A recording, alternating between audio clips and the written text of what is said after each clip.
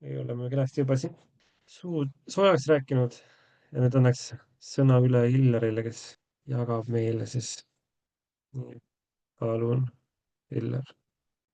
Ega ma midagi väga pikka või suurt või niimoodi ei valmistanud, lihtsalt mingid mõtted, mis ma jagan, et pigem võib-olla siis tekitab mingit nagu kivi vette viskamised, et kui keegi viskab kivi vette, siis on need reaktsioonid ja lained, et siis mida ta kellestki teised esile toob.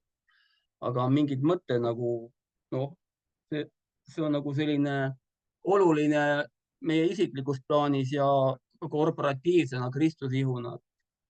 Et kui, noh, see tuntud koht evangeeliumist, kui Jeesus hakkas sinna Philippi Kaisareale lähenema, siis ühel hetkel küsib jüngertelt, mida ka rahvahulgad minust räägivad.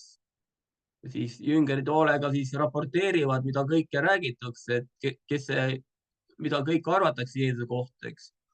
Kui ühel hetkel Jeesus pöördub nende poole ja ütleb, aga keda teie ütlete mind olevat?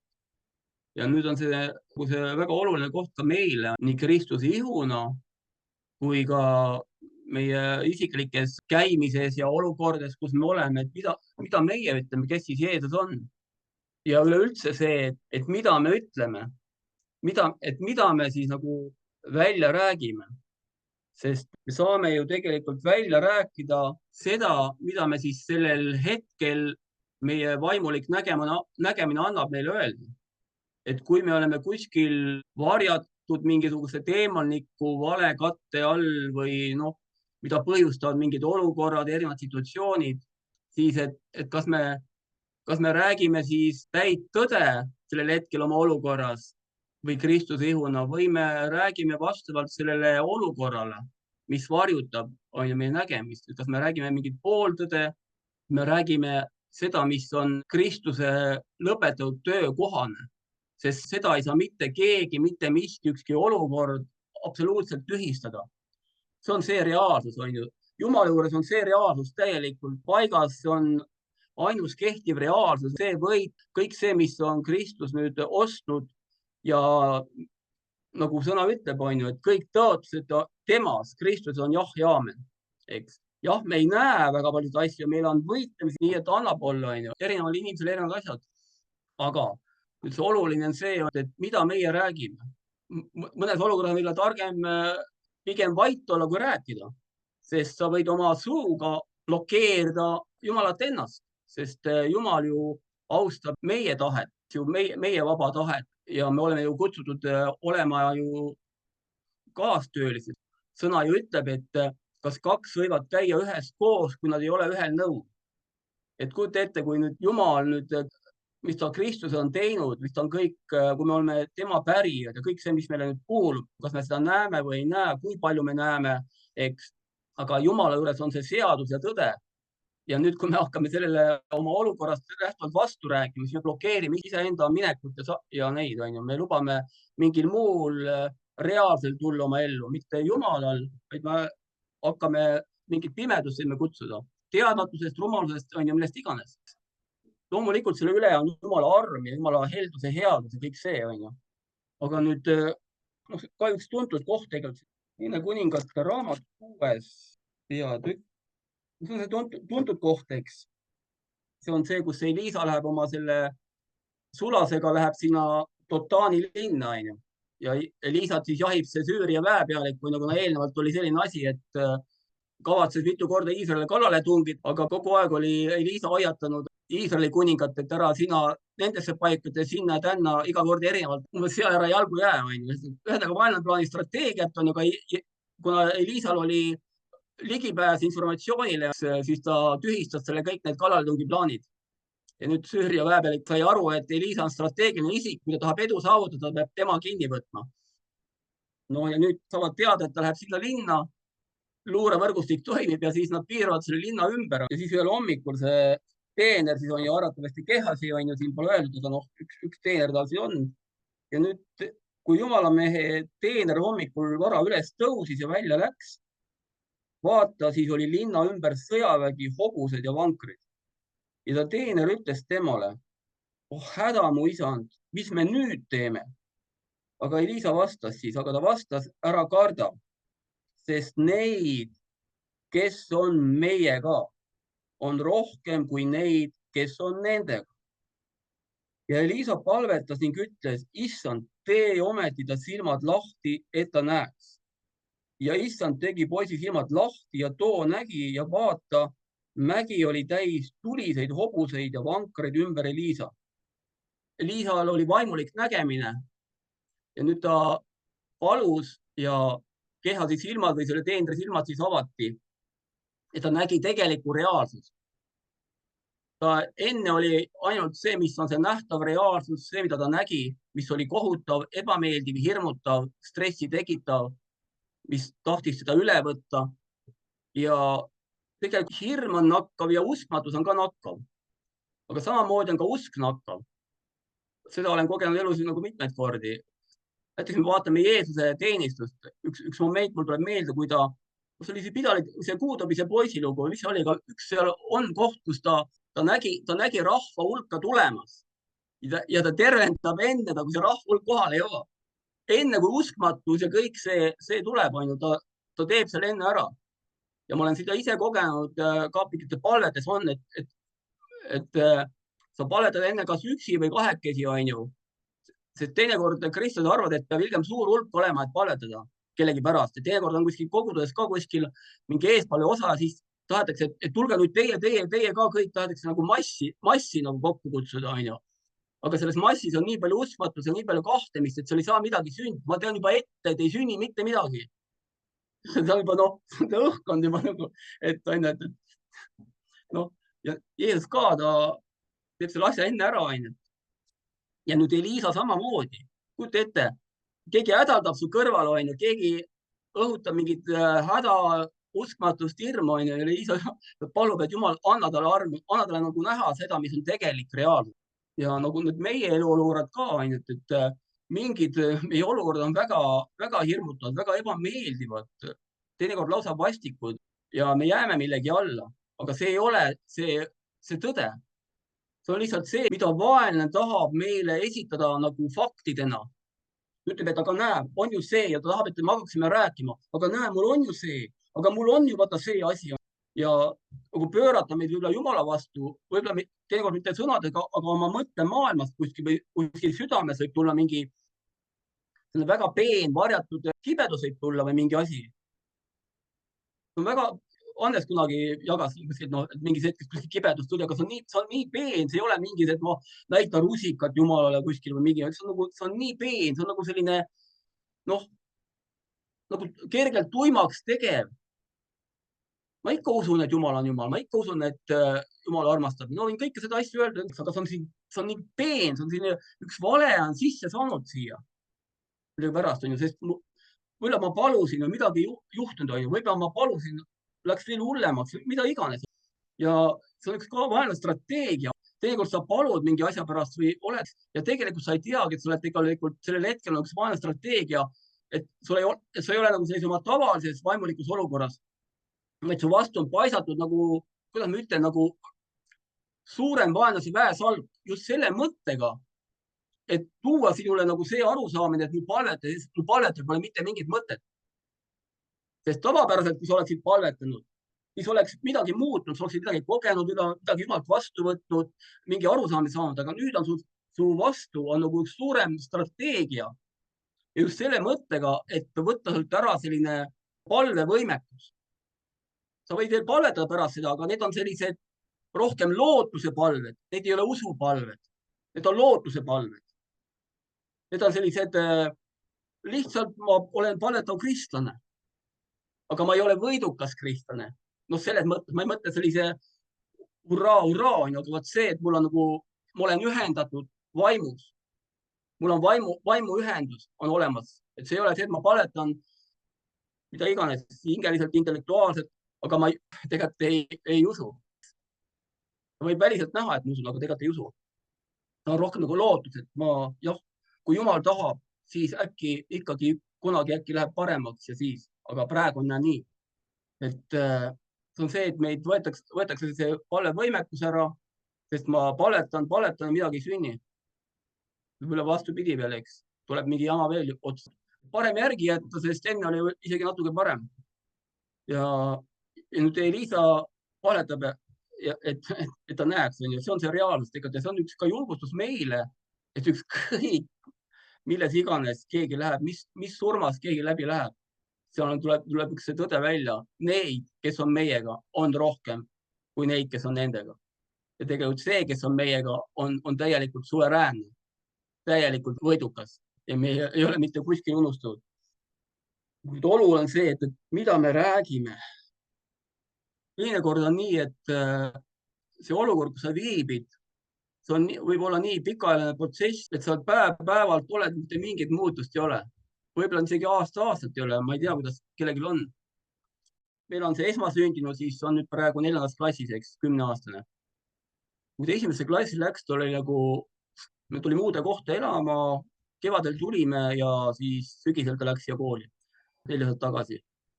Ja siis see oli nagu väga valulik minek, ta oli täiega hirm, ta ei nagu tahtnud minna. Kool oli seal hädast, neil polnud kunagi sellist juhtumit olnud. Kõik need koolipetsialistid ei teadnud ka esimese hooga, mida nagu teha seal. Ja siis me käisime ju tunnis kaasas ju. 2 kuud vist käisime iga päev. Ja sa iga päev sa paletasid lihtsalt, kuulutasid seda, ja meil oli ka sõna, poisi, kuidas ma ütlen siis, tema eluraja kohta, tema kutsumise kohta oli ka sõna juba ammu. Ja ka üks sõna, mis me saime, oli see, et Joosu läheb koolis hästi, et püha vaim on temaga. Ja me kuulutasime selle pealt, mitte mingit muutust, päev-päevad sa lähed, iga päev lähed, mitte mingit muutust, täiesti null. Kellega ei suhtle, kellegi ta julge otsa vaadata. Ja sa oled seal ja lihtsalt kuulutad seda iga päev, lihtsalt kõneled seda. Ja siis lõpuks sealt ühel hetkel tuli see läbimurre, see asi sai nagu jonksu. Aga siis seal mingil hetkel, ma ei mäleta, kui ammu, kas 2. või 3. klassis, ühel hetkel ühesõnaga naine sai mul südames hakata kuulutama poisi üle, et ta saab kooli esindama. See poiss, kes ei jõudnud kooli minna, kes seal on, et ta hakkab kooli esindama. Ja me kuulsime nagunii seda, et ta läheb koolis hästi, seda me kuulutasime kogu aeg ja ta hakkasid need arengud seal tulema. Nüüd ta on käinud siin mitmel aastal oma kooli spordis esindamas võistlust, siis ta käis siin iluti mingis oma klassis seal lugemises maakonnas esindamas. Ehk mida ma tahan sellega öelda, see on oluline, mida me räägime ja kuulutame. Sul ei ole mitte mingit emotsiooni selle juures. Vaata, tõe rääkimine ei vaja emotsiooni.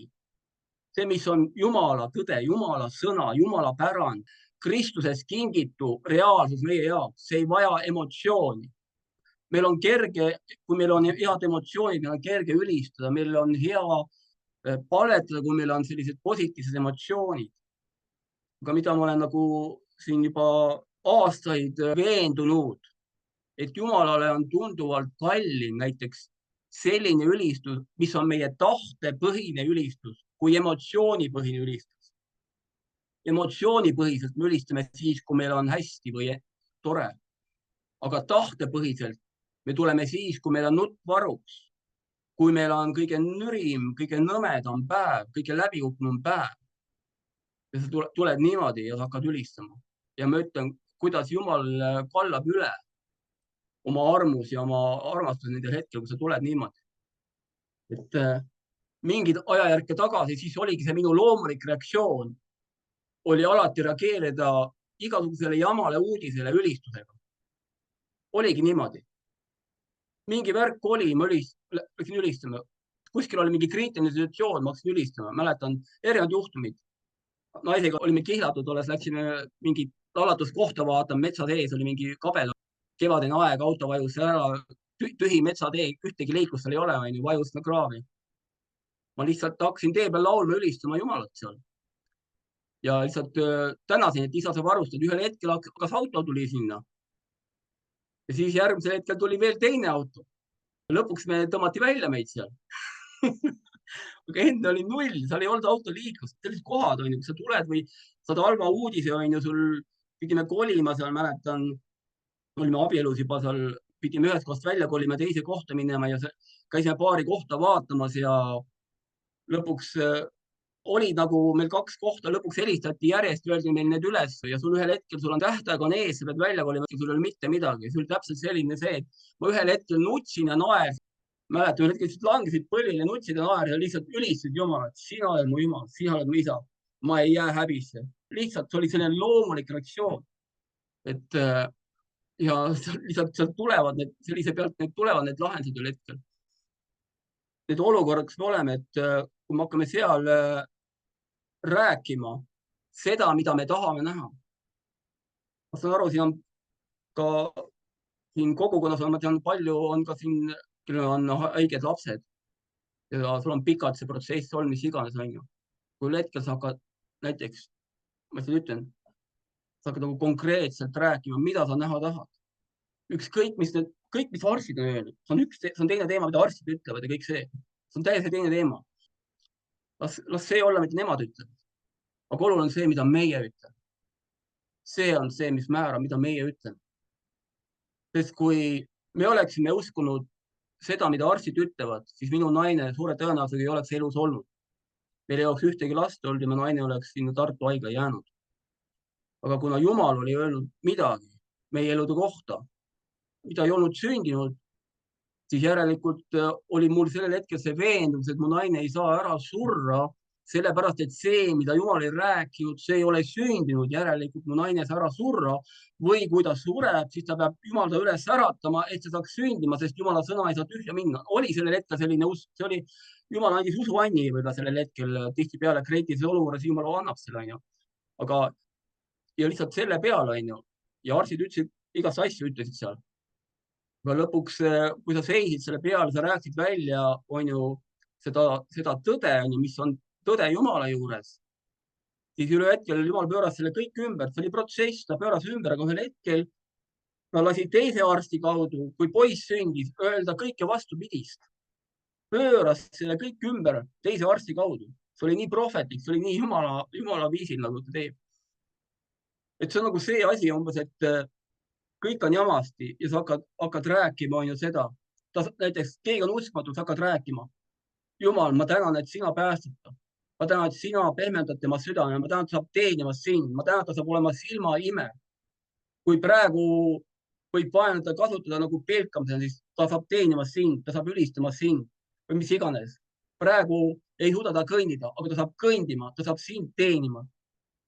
Mida iganes, sa räägid seda, mida sa tahad näha sündimas. See, mis on Kristuse ristitöö pärand meile. Sa räägid sellest lähtuvalt, sa hakkad rääkima elu, sa hakkad rääkima ihuliikmetesse elu, sa hakkad rääkima kellegi elu ja sama kogudus peaks tegema üle Eestimaa. Sest kui muidu me elame reaktsioonis, siis mida on tegelikult nagu häirinud Kristuse ihu juures on see, et Kristuse ihu elab reaktsioonis. Vaenlane midagi teeb ja siis kristlased raporteerivad seda, mida vaenlane teeb. Saad aru? Ja nad reageerivad sellele, mida vaenlane teeb. Ja nüüd me siis palvetame vastu sellele, mida vaenlane teeb. Ma ei ütle, et see on siis nagu täis vale või see on ju, aga ma arvan, et on mingi parem viis või mingi nagu kõrgem tasand peaks kuskil seal olema. See peaks olema mingi ennetav. Et meil on üldse ennetav informatsioon Jumalalt, üldse vaenlane üldse saab midagi teha. Et kui ta plaanib midagi teha, siis meil on juba informatsioon, nagu Eliisal vanas lepingus. Vabandage, meil on parem leping. Et lihtsalt me saame informatsiooni ühel hetkel, kes iganes see võib, ta lihtsalt kuulutab ühel hetkel välja, saab mingi pildi ja asja, ütleb, et seda üritust ei tule. Me keegi ei teagi, mis üritus on tulemas, pole kuskil reklaamidudki veel, on ju, sa alles pool aastat parem võib-olla. Isegi need korraldad ise ei tea, nad tahavad sellist asja korraldama hakata. Et see, mida me räägime, et meil on antud see tema nimes rääkida olematu asju osagi olemas. Noh, Riina on siin rääkinud, et kui vähi see teema oli, ta rääkis Jumala sõna enda üle. Ta rääkis Jumala sõna enda üle. Ta ei nõustunud sellega, mis on. Jah, see võib olla selles hetkes, võib olla. Ma ei eita seda, on ju. Meil elus on need asjad, aga see ei tähenda, et ma aktsepteerin seda. Usk on ju tegelikult aktiivne. Kui mõtleme, vaata lootus on selline, et ükskord äkki võib olla. Aga usk on ju selles mõttes aktiivne. Usk ei alistu ju. ja teinekord, ma saan aru, teinekord me olemegi millegi all, me oleme väsitatud ära. Vaenlane tulebki sind ära väsita, aga sellepärast ongi Kristuse ihu. Sellepärast ongi õed ja vennad. Kui ma olin noorem, siis mul oli võib-olla natuke selline Peetruse selle mingi asi, seal oli kindlasti selline uhkuses asi oli seal sees, on ju. Aga seal oli ka see positiivne, mul oli nagu see, et mina ja Jumal. Ja mul umbes nii, et mul nagu kedagi teist vahel, et mina ja Jumal, on ju. Ja väga palju Jumal tegi selle pealt, väga palju läbimurdnud imelisi asju oli. Aga kui ma sain vanemaks ja sain igast asjad läbi, siis ma ühel hetkel, praegusel hetkel ma väga hindan Kristuse ihu. Jah, meil on see isiklik osadus, aga Jumal on pannud meid ihusse. Paulus ju vaata, kui ta sai selle ilmutuse, et tavaliselt naturaalses ihus on palju liikmeid ja igalühel on oma osa ja funktsioneerimine. See oli see pilt ju Kristuse ihus. Siis iga Kristuse ihu liige nagu loomuliku ihu liige on omavahel ühendatud. Sa ei saa kedagi sealt eraldada, välja võtta. Nad on kõik ühendatud, üks ei ole teiseta. Kuigi meil võib tunduda kuskil, see on, aga tegelikult, kui me saaksime tõeliselt ühendatud Kristuse ihuna, nagu tõeliselt, ma ei tea, see oleks, me näeksime nii suurt Jumala au, et kui me nagu kasvaksime selle sisse, kus meid ei saa enam nagu petta nagu sinna kuhugi peitu pugema, nagu urgu tõmbama või ennast nagu nähtamatuks tegema, vaid vastupidi, me tuleme oma asjadega välja ja oma, kuidas ma ütlen, oma tahte otsusega ühendume Kristuse ihuga. Tunnistamegi, et me vajame abi, me vajame tuge. Ja tegelikult see aitab kogu Kristuse ihu tegelikult kasvada. Salmis, salm 116:10, ma ei hakka seda lugema, aga see on see koht, et ma usun, et seepärast ma räägin ja pärast Korintase kirjas Paulus ka tsiteerib seda, et meil on see usuvaim, et me räägime sellepärast, et me usume ja neid tundeid võib ju igasuguseid tulla, aga see oluline on see, et me nendes olukordades räägime elu, räägime tõde. Et need olukorrad ei määra neid, nad võivad neid väga palju mõjutada, meie emotsionaalset tasandit. Kõike seda, meid loksutada need olukorrad. Me võime ennast väga sandisti tunda. Aga me räägime ikka seda, mis on tõde. Üks asi, mida on, et kui on nagu mingid pikali venivad mingid olukorrad, mingid situatsioonid, mis ei ole lahendust saanud, siis võib paluda Jumalalt sõna selle kohta. Paludagi, et isa, mida sina selle kohta ütled? Mida sina selle olukorra kohta ütled? Anna mulle midagi, mille peal seista. Jumal võib mida iganes öelda ja mida iganes ta ütleb selle kohta, see on see, mille peal sa seisad. Et ma mäletan, ma olin usule tulnud esimesed 2 aastat, seal oli ka kogenud hästi palju sellist teemalikke rünnakuid, unenägudes said pidevalt seal mingi kisma käis kogu aeg. Ja ka oli mingid sõnad, mida Jumal oli öelnud ja mingil hetkel ma mäletan seal, et ma ei suutnud isegi ühel hetkel mingit piiblit kätte võtta, sest nagu ma piiblit kätte võtsin, sealt kohe nagu mulle kurat valetas sealt vahelt. Ja lihtsalt sellest perioodist läksin läbi lihtsalt niimoodi, et ma seisin ainult selle peal, mida Jumal oli minu kohta isiklikult öelnud, minu Hillari kohta, mida tema oli öelnud. Sest sellel hetkel oli see oli nii massiivne, nagu selline, kuidas ma ütlen, nagu selline mõrvaplaan vaimulikult vist vaenlase poolt, et kui ma piibli lahti tegin, siis sealt tuli kogu aeg, kui ma midagi lugesin ka midagi, siis kohe ma sain nagu selle, et see on kellegi teise jaoks. Et ma loen sealt kuskil on mingi hea asi küll, on ju, see on kellegi teise jaoks. Aga nüüd see, mida Jumal oli mulle isiklikult öelnud, see oli minu jaoks ja sellest ma hoidsin kinni. Ja selle läbi ma tulin sellest perioodist läbi. Nii et selles mõttes Jumala sõna on ju, ta ütleb, on ju elav, eks. Elav ja aktiivne, ta on võimekas, eks. Ja Jumala sõna on ju see, mis tuleb Jumala vaimust.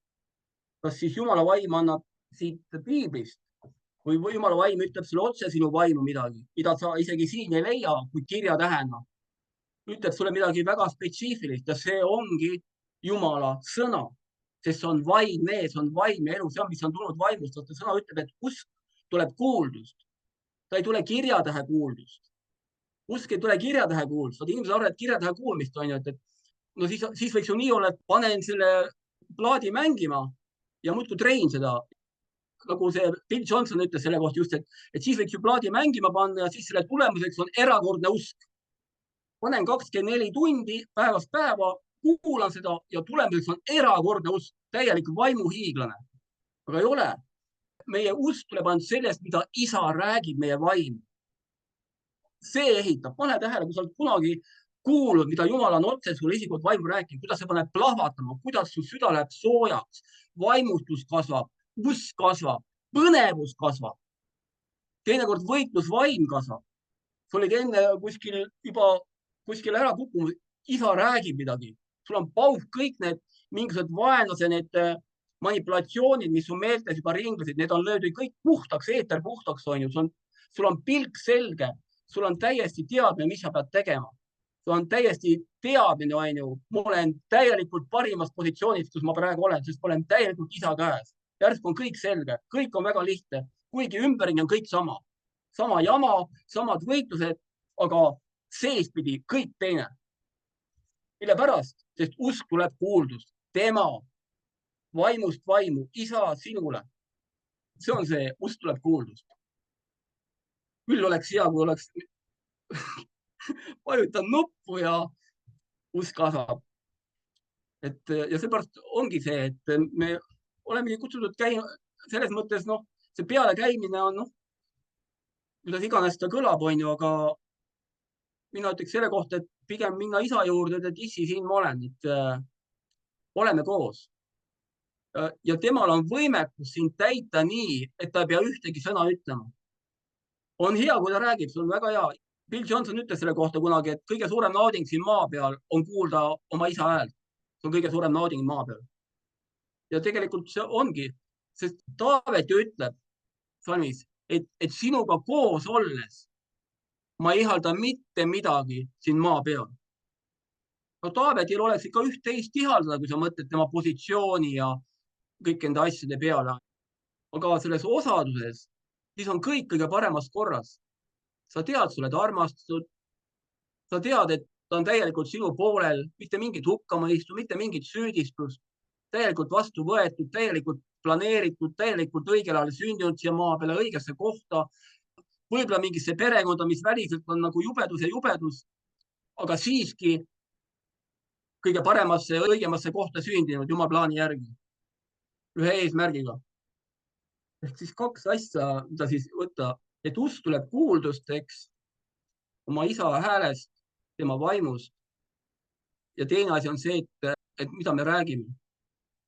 Et me räägime seda, mida me tahame näha ja kui sa mõtled nagu kogudusena, kui me oleme see kuninglik preesterkond, kes ei lase ennast häirida nendest sadadest häältest, mis ringleb siin igas eetris ja igal pool. Sa tõused nagu kõrgemale sellest, sa rahuned maha, sa paned pilgu tema peale. Üks parim asi ju, kus Kristus ihudega saab hästi õiges kohta piltu panna, kui ta läheb kokku ja hakkab ülistama oma Jumalat. See on parim koht ja ka oma isiklikult samamoodi. See on parim koht, kus sa maha rahuned, parim koht, kus sa ühendud. Sa hakkad teda ülistama. Lihtsalt, kuidas iganes sa teed, oled sa instrumendimängija või kasutad sa plaadimängi abi või laulad sa A-kapella või lihtsalt oled vaikselt tema ees. Et siin on mõnikord olnud see tuled ja astud tuppa ja siin on juba paras kaos ees kõik. Ja sa vaatad, ja siis seinad lasevad ka läbi ja nagu polekski seinu, et nagu paberist, eks, et täpselt nii, et sa mõtledki, ja siis olid täiesti sellised kohas ühel hetkel, siis mul võtsin need kõrvaklapid, need mul sellised, mis need hästi ära siin isoleerivad, need suured klapid, võid pähe ja panid ülistada, ma lihtsalt heitsin pikali, ma lihtsalt olin seal mingi tund, poolteist. Ja kui ma sealt tõusin, siis olid mul suunurgad kõrvundi. Ma lihtsalt ligunesin läbi. Ma lihtsalt ligunesin. Need olidki sellised laulud, kus sa kuuled neid sõnu. See ei ole selline väga aktiivne, sa lihtsalt oled ja liguned ja vahepeal sa ütled ise ka mingid sõnu seal isale. Ja lihtsalt oled seal. Meil on erinevad olukorrad ja kohad, kus me keegi oleme. Me peame leidma need viisid, kuidas saada oma isaga kontakti. Vaenlane ei tee seda lihtsaks meile. Tema eesmärk ongi meid lahutada isast. Tema kaotus algabki seal, kus meil on osadus isaga. sellepärast kogu strateegia käibki informatsiooniga üle kallata, olukordi kuhjata, et sul ei oleks osadust oma isaga, sest kogu sinu jõud, sinu rõõm, rahu, õigsus, kõik lähtub ainult sellest. sa ei saa seda kuskilt mujalt. see pole kunagi mõeldudki teistmoodi olema. kuidagi sellised mõtted olid. Amen. mõtlesin ka paar mõtet nagu jagada võib-olla, mis see oma laste üle rääkimine, et tõesti, et palve, sa räägid oma üle, hoolimata sellest, et mis see olukord räägib, hoolimata, mis minu nii-öelda hingelised tunded või see loogiline mõtlemine on nii-öelda, aga sa lihtsalt räägid üle oma laste üle selle olukorrale täiesti vastupidist, lihtsalt laod seda, mida sa tegelikult näed, mida Jumal kui taevane isa räägib meie üle. Ja tema ei näe meid ju, oh, ma ei tea, sind ma ei saa kasutada, sa oled ikka selline ja sa oled selline ja ei, ta räägib meie üle samamoodi, räägib võimsaid sõnu ja kui me kuulame teda ja kui me hakkame teda kuulama, siis me ei pea absoluutselt kartma kuulata tema sõnu enda üle, sest ta kunagi ei ütle meile, ma ei tea, mitte sina, sina, mis, ma arvan, pigem on vastupidi, et meil on probleeme võib-olla minna isa ette vastu võtta seda, mis tegelikult tema meile tahab öelda. tema tahabki meile öelda seda, nagu Mooses läks Jumala ette, ütles, aga mina olen keelelt selline kokutaja, olen selline nagu olen. Jumal ütles ei, mina räägin sinu kaudu. ühesõnaga ladusad sõnad, vägevad sõnad, sirged, soravad, võimsad laused tulevad sinu suust välja. aga Moosesel raske seda vastu võtta. ja ma usun, et tegelikult, kui meie läheme oma olukordades, läheme oma isa ette ja kuulame, mis temal on meile rääkida, ma arvan, et see šokeerib tegelikkust, mis ta räägib meile, hoolimata sellest olukorrast, sest ta mitte kunagi, mitte ealiskad ei ütle meile midagi negatiivset, midagi, mis meist paneks tundma läbipõrujatena selles mõttes, no mis võiks ära lootuse, julgustuse, see on vastupidi, on kõik see, mis on täis julgustust, täis lootuse andvust või ta annab meile lootust, tõstab meid, ehitab meid. selleks ka meie oleme ju koguduseks nagu nii-öelda jagame, nagu Hillar jagas täna meile. ta ei jaganud meile midagi, mis tõmbab meid maha, vaid see on kõik, et meid üles tõsta, meid ehitada, meid julgustada, meid värskendada, meie silmi avada ja jälle nii-öelda natuke seda leeki üles utsitada, et tõesti, et okei, ma võtan oma lapsed ette, ma võtan oma nagu julgemalt ette, kui võib-olla tuli hakkab raugema, siis Jumal toob sellise sõna ülesse, et jälle julgemalt kõneleda, jälle nii-öelda deklareerida oma pere üle, deklareerida olukordade üle seda, mida Jumal ütleb meile tegelikult nendes olukordades. et see on tõesti, aitäh, Hillar, väga selline tõesti julgustav, ülesehitav, värskendav ja nii-öelda jälle nagu okei okay,, jaa, täpselt, et uuesti jalad maha niimoodi ja uuesti tõesti kinnitav, et tõesti see, mida mina olen palvetanud oma laste üle, et tõesti, et nagu julgelt samas taktis ja võib-olla natukene kraadiga üles ka tõsta veel, et jätkata selles.